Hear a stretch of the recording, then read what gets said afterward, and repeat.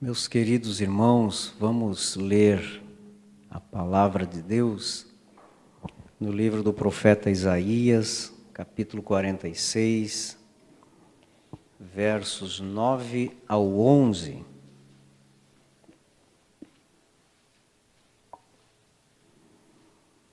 Seguindo a nossa declaração de fé, hoje vamos falar sobre Deus, o nosso Deus tremendo. Os irmãos encontraram? Lembrai-vos das coisas passadas da antiguidade. Eu sou Deus e não há outro. Eu sou Deus e não há outro semelhante a mim. Eu anuncio o fim desde o princípio. Desde a antiguidade, as coisas que ainda não sucederam, eu digo, o meu propósito subsistirá e farei toda a minha vontade. Do Oriente chamo a ave de rapina, e de um país distante o homem do meu conselho. O que eu disse, eu o cumprirei. Formei o plano e o executarei.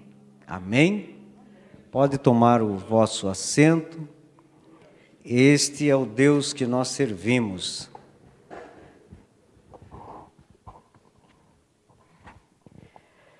Na página de número 37, nós temos aqui o que cremos, no capítulo 2, o que cremos sobre Deus, e como semana passada nós lemos, eu quero também ler esta primeira parte desta declaração de fé. Cremos, declaramos e ensinamos o monoteísmo bíblico, que Deus é uno em essência e substância, indivisível em natureza e subsiste eternamente em três pessoas: o Pai, o Filho e o Espírito Santo, iguais em poder, glória e majestade e distintas em função, manifestação e aspecto. Mateus 28, 19.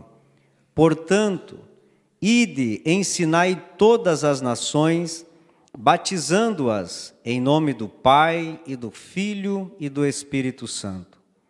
Trindade é o termo teológico empregado para expressar essa unidade composta e dinâmica. A Bíblia chama textualmente de Deus cada uma dessas pessoas, e cada uma possui todos os atributos divinos: onipotência, onisciência, onipresença, soberania e eternidade. O relacionamento do Pai com o Filho e o Espírito Santo é desde a eternidade. Deus é o Criador de tudo o que há no universo e interage com sua criação, pois é um ser pessoal. Deus é identificado na Bíblia como Eu sou Deus, o Deus de teu Pai, Gênesis 46, 3. Deus Altíssimo e Deus Todo-Poderoso, Javé e Senhor, além de outros nomes. Amém? Então, meus irmãos, é sobre esse Deus que nós pretendemos hoje aprender um pouco mais. A teologia que nós estudamos, ela tem esse nome porque está atrelado ao estudo sobre Deus, ou doutrina de Deus. E esse termo, teologia, ele é mais conhecido quando nós nos referimos ao estudo de teologia sistemática ou teologia cristã, mas o seu significado etimológico corresponde a estudo de Deus, porque Theo é Deus, logia é estudo. Porém, mais comum nós ouvirmos teologia se referindo ao estudo de toda a doutrina, ou seja, todas as doutrinas. Então, a doutrina de Deus é o principal assunto da teologia sistemática. É o ponto de partida que norteia todo o ensino teológico que nós aprendemos. Não há como entender o mundo, a igreja, o evangelho ou a vida cristã se não tivermos o mínimo entendimento de Deus e dos seus propósitos. Para que nós chegamos a entender os propósitos de Deus, nós precisamos ter um mínimo de entendimento de quem é esse Deus, para que não erremos na nossa fé ou a forma como nós adoramos esse Deus, a forma como nós vemos esse Deus. Para isso nós precisamos responder à pergunta: quem é Deus? Quantos de nós já paramos em algum momento e nos perguntamos: quem é Deus? Deus aparece logo no primeiro versículo da Bíblia, sem apresentação formal. Deus não se apresenta, porém deixa claro ser o Criador de todas as coisas. E por que ele não se apresenta? Porque o objetivo da Bíblia não é nos persuadir da existência de Deus. A Bíblia não tem esse objetivo. Mas é um fato consumado que Deus é o Criador.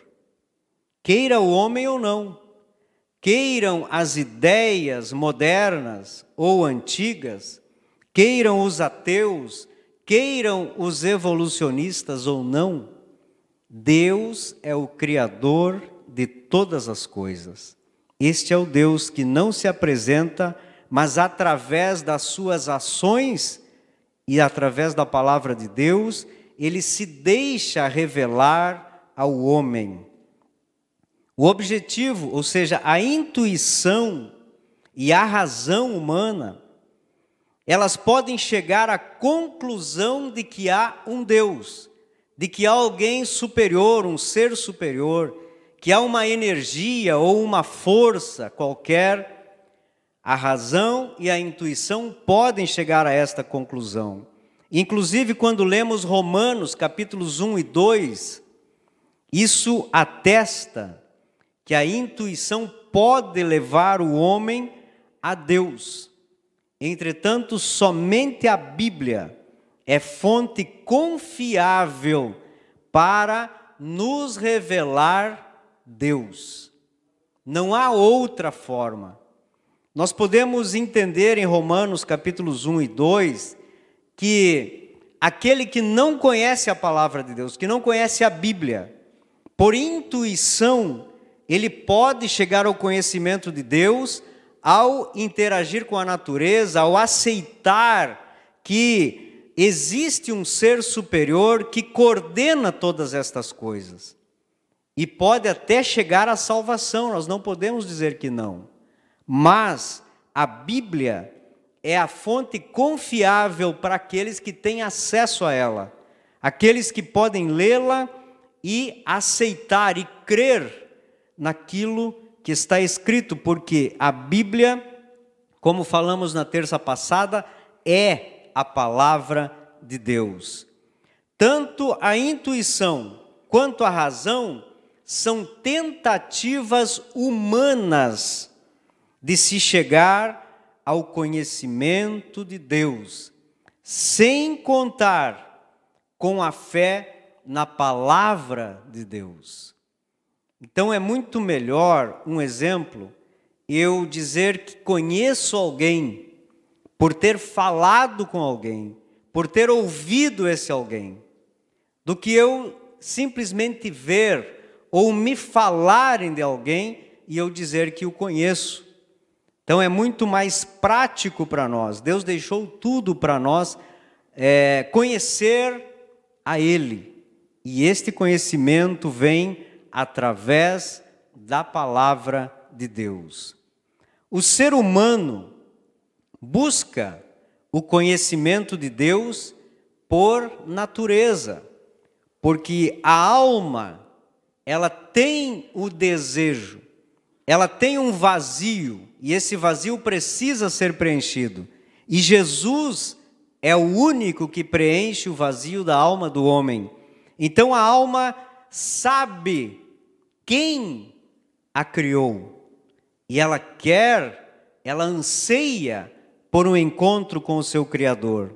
Por isso o salmista escreveu no Salmo 42, versículos 1 e 2, como o servo brama pelas correntes das águas, assim suspira a minha alma por ti, ó Deus. A minha alma tem sede de Deus, do Deus vivo. Quando entrarei e me apresentarei ante a face do meu Deus? O salmista estava ansioso, desejoso, queria mais proximação de Deus, porque a alma do ser humano, ela tem esse desejo. Mesmo que nós tentamos preencher com qualquer outro prazer, nada vai ser duradouro, nada vai preencher de forma completa, se não tivermos Deus em nosso coração. Muitos irmãos ignoram o anseio da alma. Muitos tentam preencher de outras maneiras.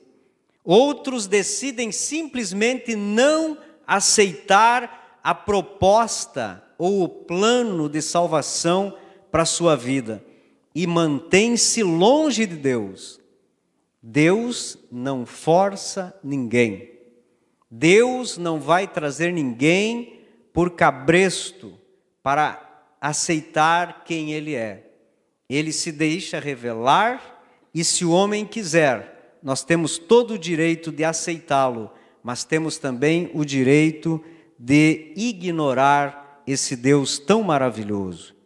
Em João capítulo 17, o verso 3, a Bíblia afirma o seguinte: e a vida eterna é esta, que conheçam a ti só, por único Deus verdadeiro, e a Jesus Cristo, a quem enviaste.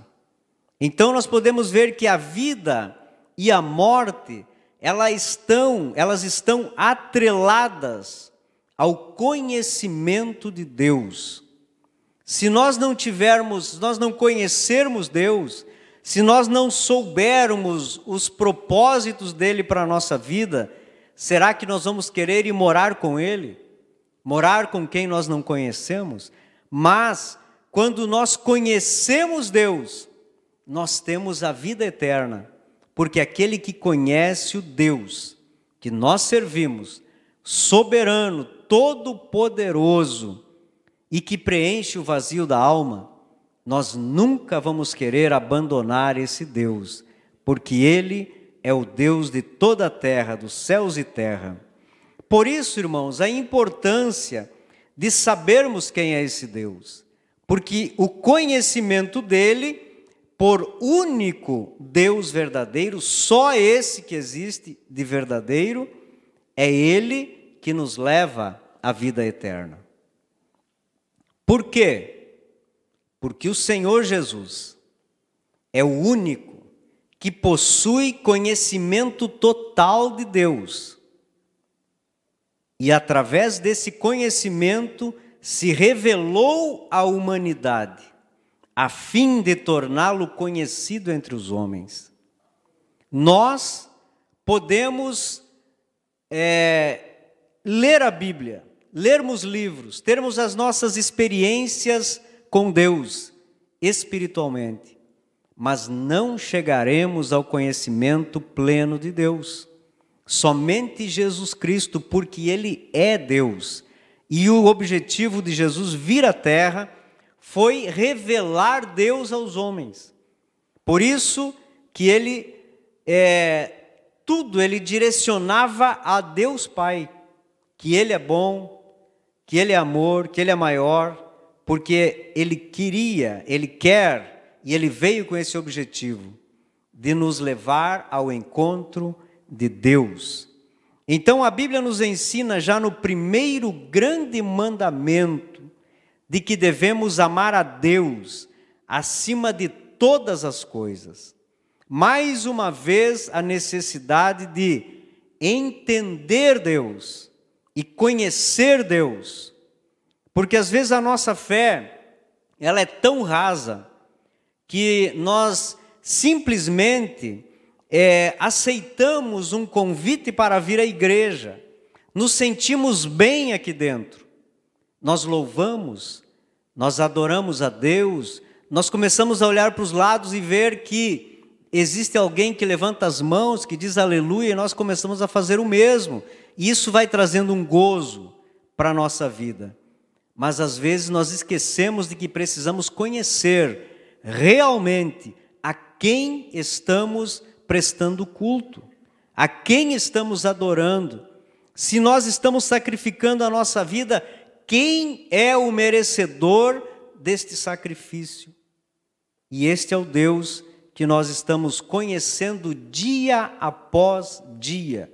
Quanto mais nos aproximamos da palavra de Deus, quanto mais nos aproximamos de Deus em oração, em jejum, em consagração, mais experiência nós estamos tendo. Então, como disse o nosso cremos, nós cristãos somos monoteístas. O que é isso? Para não corrermos o risco de acreditar que nós cremos em 3 deuses: Deus Pai, Deus Filho e Deus Espírito Santo. É necessário crermos em um único Deus, que se manifesta através de 3 pessoas distintas, que é a Trindade divina. Muito se debate sobre esse assunto. Existem os unicistas que apenas creem que existiu só Jesus encarnado e esse Jesus subiu e não há um Deus Pai, não há um Deus Espírito Santo. Existem outros que creem que são 3 deuses diferentes. Mas nós, o nosso credo, nós cremos que é um Deus que se manifesta através de 3 pessoas distintas. Então, Trindade não é politeísmo, é monoteísmo. Mono, um só. O politeísmo é a prática da adoração a vários deuses, mais do que uma divindade. E o grande exemplo que temos é o país da Índia, onde o hinduísmo é uma religião que se adora milhares de deuses. A vaca é um deus, o rato é um deus, e pessoas que, se elas fizerem qualquer milagre, se houver alguma cura, eles podem até colocar uma pessoa como Deus. O rio Ganges, que passa nesse país, é um Deus para eles, e muitas outras coisas. E nós não cremos no politeísmo, mas no monoteísmo. E esses 3 deuses, ou seja, a Trindade divina, as 3 pessoas da Trindade, elas são iguais em poder, em glória e em majestade. Nós não podemos criar na nossa mente que há um Deus Pai superior ao Deus Filho e ao Deus Espírito Santo. Todos são um Deus só. Deus é uno. Então, não há um mais poderoso do que o outro. Não há um com mais glória do que o outro. Não há um mais majestoso do que o outro, porque todos são um Deus, e é o Deus que nós cremos. O Deus Pai, o Deus Filho e o Deus Espírito Santo subsistem desde a eternidade, e nenhum foi criado pelo outro, ou foi criado após o outro, mas as suas manifestações, cada um está agindo no seu tempo. E qual a função das três pessoas da Trindade? As três estão no mesmo nível, nenhuma está sujeita à outra, porque não há uma hierarquia divina, mas há manifestações divinas. Há apenas uma distinção de serviço. A essência é a mesma. O Pai opera por meio do Filho e do Espírito Santo. Quando nós oramos, nós nos dirigimos ao Pai, a Deus. Quem nos ajuda na oração é o Espírito Santo. E em nome de quem oramos a Deus? Em nome do Filho. Por isso que, repito aqui, às vezes nós ouvimos alguns irmãos encerrar a oração em nome do Pai, do Filho e do Espírito Santo. Não está totalmente errado. Mas, para que nós acertemos a fórmula de orar a Deus, nós encerramos a oração em nome de Jesus Cristo, porque Ele é o único mediador entre Deus e o homem. Amém? Então o Pai proclamou as palavras criadoras lá no princípio.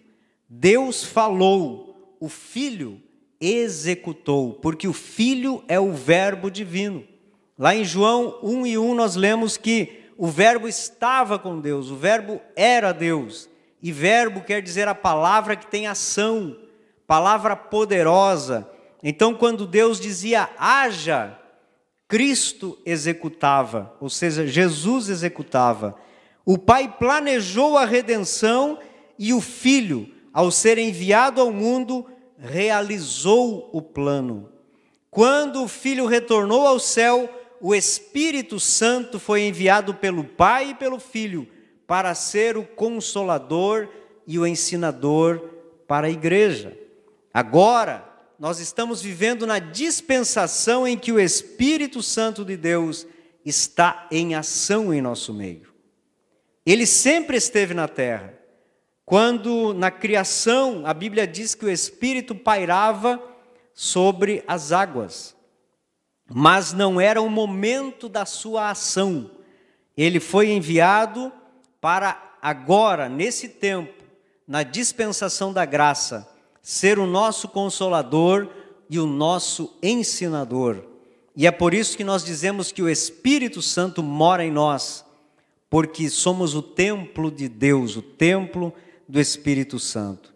Então podemos entender como, no princípio da criação, a Trindade agiu unida. No Antigo Testamento, Deus falava diretamente com os seus representantes na terra.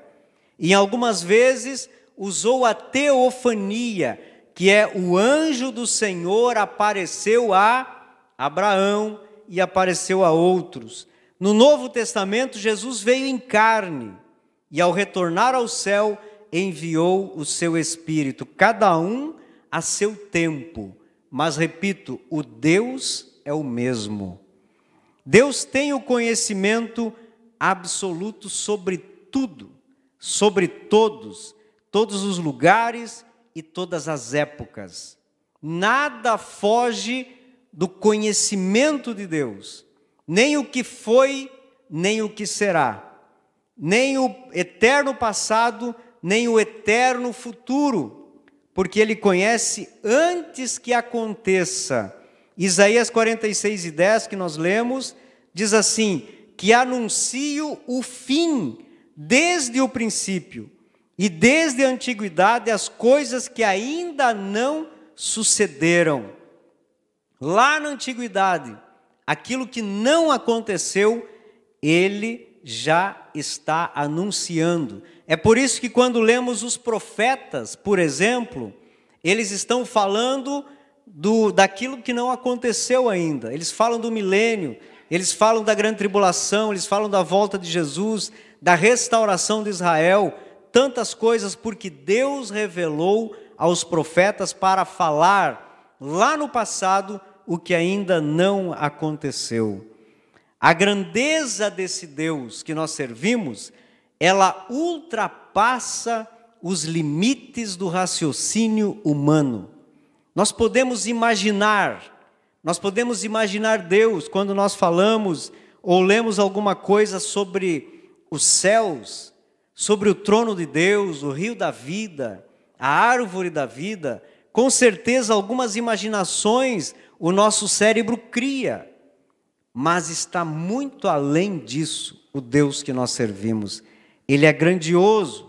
Isso é necessário, irmãos, porque realmente o homem não pode ter conhecimento pleno de Deus.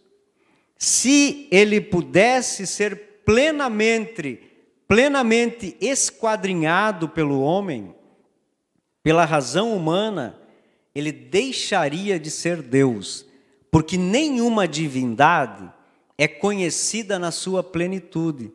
Ele sempre tem algo a não revelar ao homem, porque senão o homem também chegaria ao nível de Deus, e isso é impossível para o ser humano. Deus, ele sonda tudo e todos, mas ninguém discerne a Deus. Isaías 40, e o verso 28, a parte B, diz assim: sua sabedoria é insondável. Não há sonda, não há entendimento, não há sabedoria que acesse a sabedoria divina. O seu conhecimento é incompreensível. Existe alguma outra versão aí, irmãos, dessa palavra incompreensível? O conhecimento de Deus, ele é incompreensível para o homem. Quantas vezes nós vemos Deus agir de alguma forma e nós pensamos ou falamos: eu não sei o porquê, mas Deus agiu desta forma. Talvez no futuro eu saiba por que Deus agiu assim, ou talvez não. Nós aceitamos que a sabedoria de Deus, o seu conhecimento, ele é incompreensível para o ser humano. Deus é espírito e está em todos os lugares. É o que nós chamamos de onipresença. Ele está nos céus, ele está na terra e está no nosso coração. Se nós tentarmos nos esconder na montanha mais alta, lá ele está. Se fizermos uma cova, um buraco mais fundo que pudermos, lá ele está, porque ele é onipresente. 1 Reis 8:27 diz assim: mas na verdade, habitaria Deus na terra? Eis que os céus e até o céu dos céus te não poderiam conter, quanto menos esta casa que eu tenho edificado. Aqui Salomão estava reconhecendo a grandiosidade de Deus, que nem os céus podem contê-lo. E às vezes nós imaginamos, Deus está nos céus. Se nós perguntar para uma criança, né, ela vai dizer, Deus está nos céus. Nós aprendemos, não de forma errada, mas nós informamos as crianças assim, elas aprendem desta forma. Mas Deus está em todos os lugares, Ele está aqui conosco hoje, e nós podemos sentir a sua presença. Então Salomão reconhece esta grandeza de Deus, porque não há prédio, não há lugar, não há um campo, não há um mundo que possa conter Deus.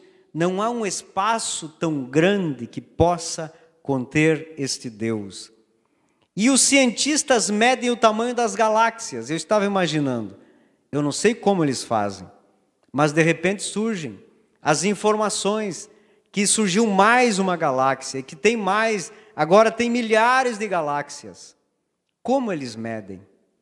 Mas o Deus que fez todas estas coisas não serve nem no universo. Ele é grandioso, e a nossa imaginação não pode saber a imensidão deste Deus que nós servimos. Somos templos do Espírito Santo e Ele está em nós com toda a sua essência. Quando o Deus que nós servimos entra no coração humano, Ele vem com toda a sua força, toda a sua essência, toda a sua natureza e implanta no coração do homem o Deus que está fora, mas está dentro, que está nos céus, mas está na terra e está no nosso coração. Deus é Espírito, diz João 4:24, e importa que os que o adorem em espírito e em verdade. Sendo Espírito imaterial, devemos adorá-lo sem vê-lo, mas podemos sentir a sua presença. Devemos ouvi-lo através da sua palavra, mesmo sem ser audível a sua voz, mas sentimos no nosso coração. Ele clama no nosso interior, nos orienta, nos anima, nos fortalece. Todo esse processo é de forma invisível, porque o Deus que nós servimos é Espírito. Sendo Deus Espírito, não há motivos para nós termos deuses construídos por mãos humanas para nos representar. Ou seja, para ser uma representação a nós. Não é necessário nós tocar em Deus.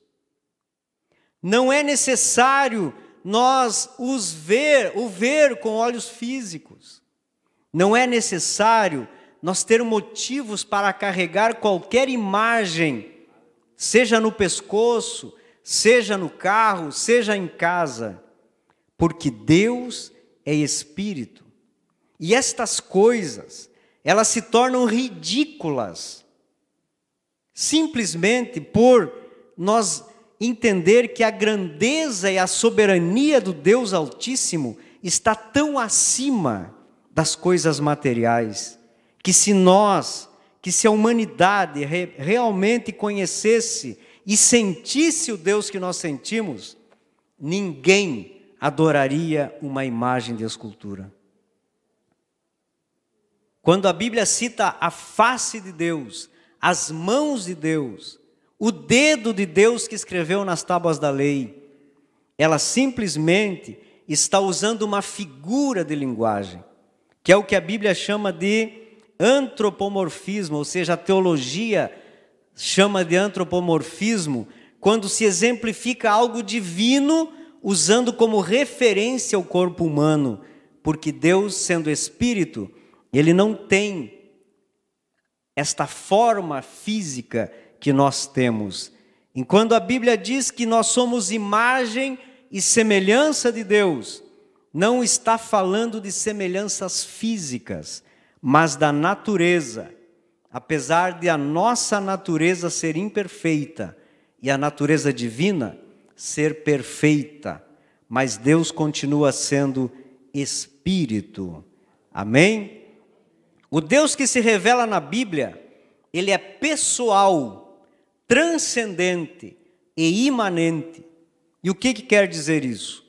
A imanência é o relacionamento do Criador com a criação, com o mundo criado, principalmente conosco, quando nós entendemos o plano da salvação que Deus tem preparado a nós. A transcendência diz respeito a Ele não pertencer à criação. Deus não foi criado. Deus simplesmente é. Ele não passou a existir, porque Ele transcende toda a matéria, está acima de tudo o que foi criado. O mundo visível que nós temos ao nosso dispor, não apenas relacionado a espaço e nem altura, mas em superioridade, poder e soberania. ele está em outro nível, se podemos assim dizer. Isaías capítulo 55 e o verso 9, diz assim: porque assim como os céus são mais altos do que a terra, assim são os meus caminhos mais altos do que os vossos caminhos, e os meus pensamentos mais altos do que os vossos pensamentos. Deus está além da nossa imaginação, dos nossos pensamentos, dos nossos caminhos. Às vezes nós queremos esquadrinhar Deus. Às vezes, de tanto ler, nós achamos que conhecemos tudo de Deus. Que triste reconhecer que Deus está muito além do nosso simples e pobre conhecimento.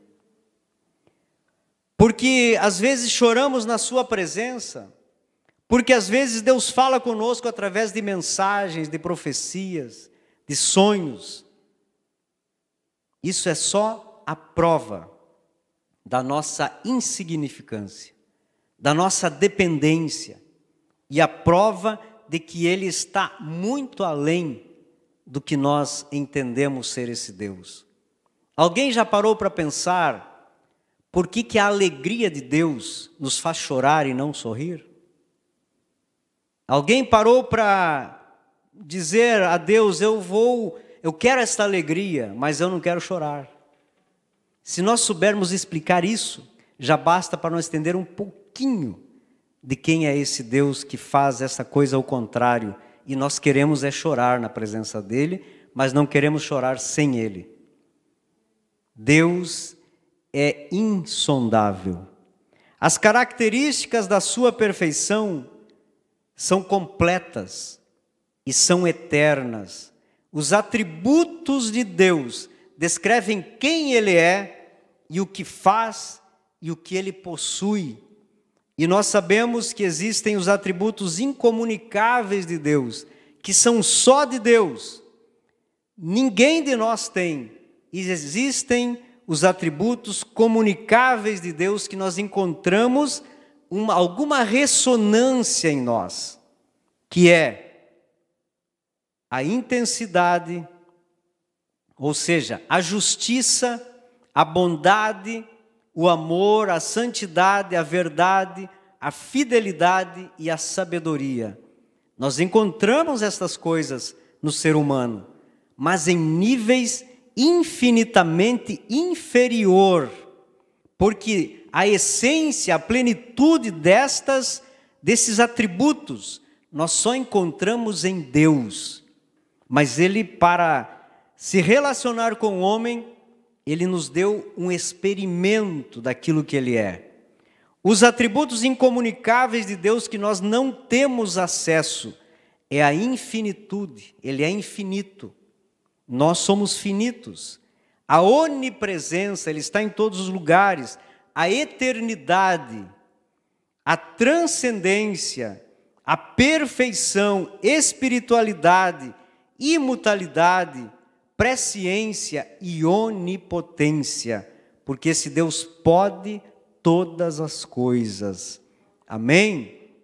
Para concluir, irmãos, o Deus que servimos é um Deus poderoso, soberano, tem poder nos céus, na terra e debaixo da terra.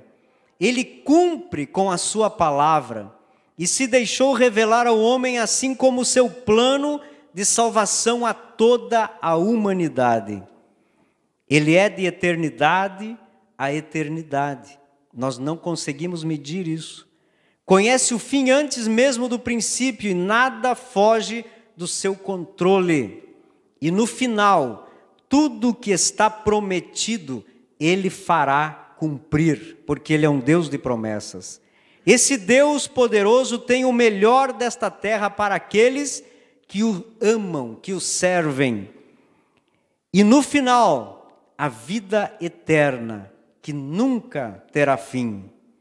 E eu estava ouvindo um pregador e ele falou de um livro, que eu quero encerrar com esse relato.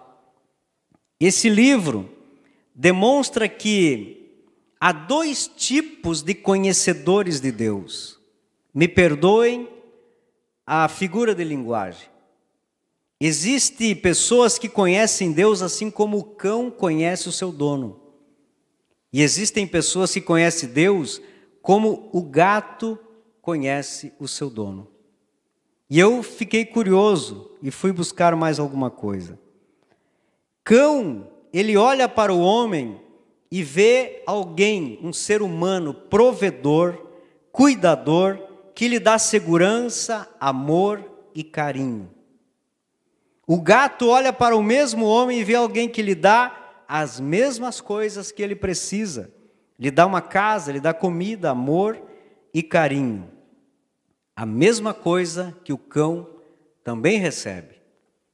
A diferença está na reação. Escuta bem. O cão olha para o homem como seu Deus, porque ele está num lugar e existe alguém que o serve. E ele imagina, isso que é uma imaginação, porque o cão não pensa, mas ele pensa, esse homem deve ser Deus, porque ele provê tudo o que eu preciso. Então, ele reage dando amor, protegendo o seu dono e defendendo o seu dono. Enquanto o gato entende que ele próprio é Deus. Porque existe alguém, um ser humano que lhe serve, lhe dá comida, lhe dá água, lhe dá carinho, lhe dá amor. Isso nós vemos nas diferenças quando o dono chega em casa.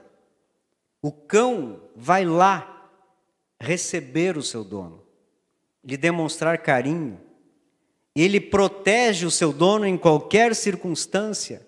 Ele pode até dar a sua vida pelo seu dono, porque ele entende que aquela pessoa, ela é superior a ele. Diferente do gato. Quando o seu dono chega, se ele está num lugar, ele não sai do lugar, porque ele se considera Deus. E aí eu deixo essa pergunta para a igreja. Como nos consideramos, como conhecemos Deus? Através da graça ou da hipergraça? Através do amor a Deus e tendo Ele como Deus nosso? Ou Ele simplesmente é um servidor do semideus? Ou dos pequenos deuses? Deus se deixou a revelar a nós como Deus, nada além disso. E, dependendo do entendimento que temos de Deus, pela falta de instrução e estudo da palavra, nós vamos definir o que nós somos. Se agimos como um cão ou se agimos como um gato. Amém? Nos coloquemos em pé, irmãos. Que Deus nos dê o pleno conhecimento da sua graça. Que tudo aquilo que Deus programou para nós, para a humanidade, nós venhamos ter acesso, para que possamos realmente conhecê-lo como Ele é e todas as coisas que Ele tem preparado para nós. Amém? Pastor João, por favor. Amém.